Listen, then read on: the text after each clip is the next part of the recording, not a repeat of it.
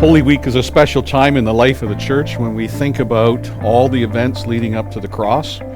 And each day of Holy Week, we want to focus on one of these statements at three levels: childhood, middle, and elder, just to get different perspectives. And I hope you can tune in every day and follow along in this devotional series as we head towards Good Friday and then Easter Sunday.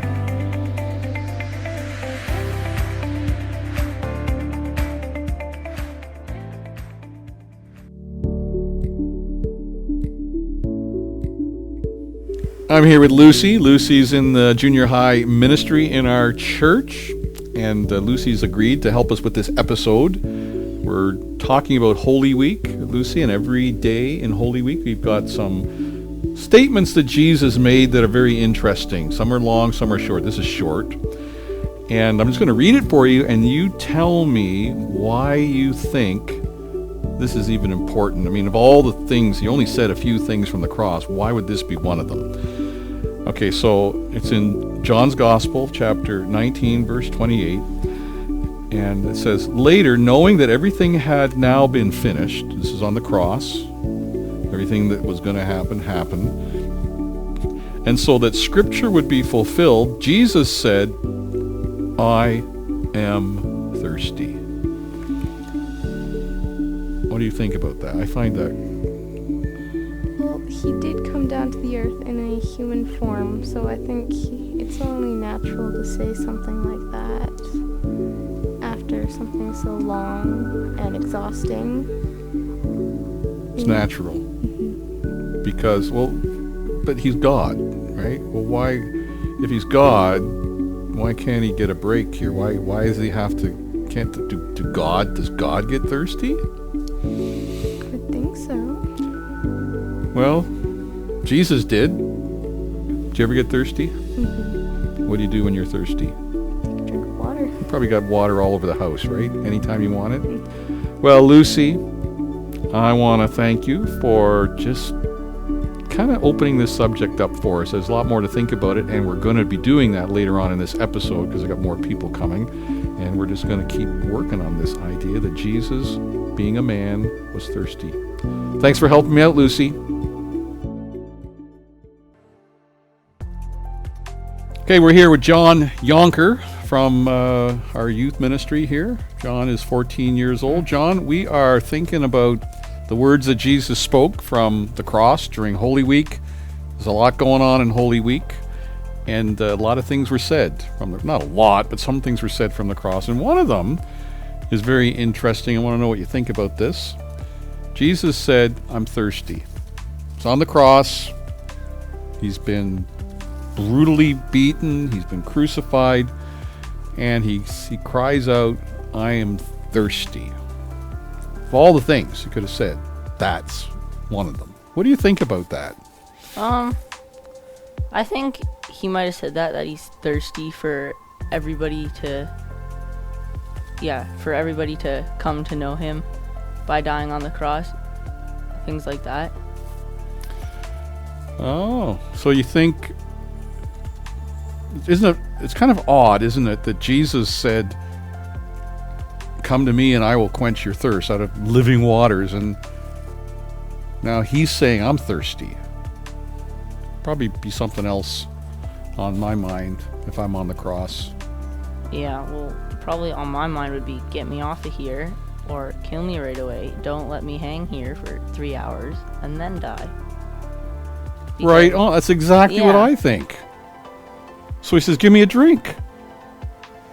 What good would that do? I don't really know.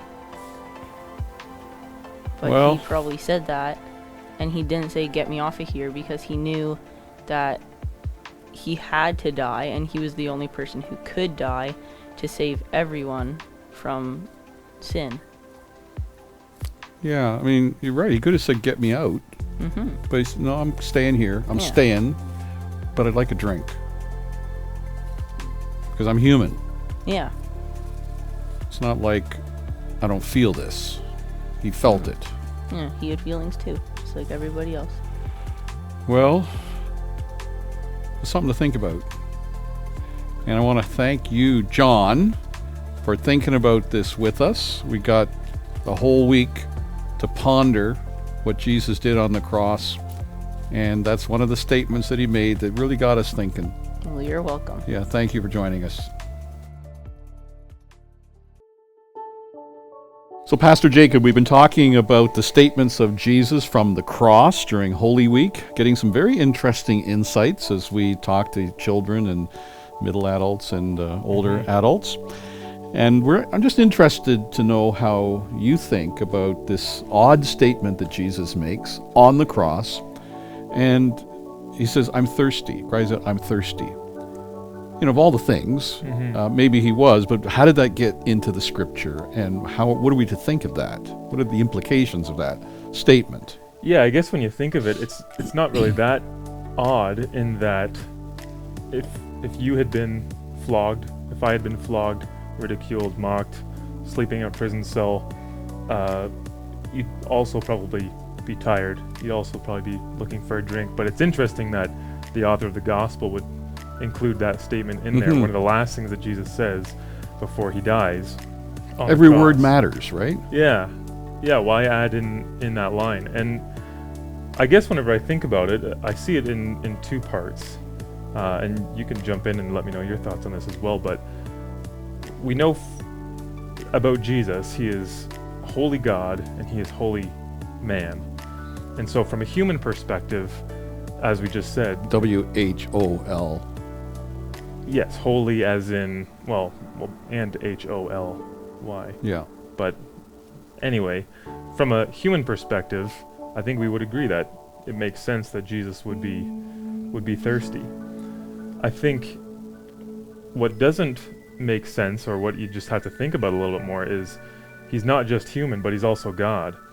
And he's not just God, but this is the God that created all things, including water. He calls water out from the ground. He calls it from the clouds.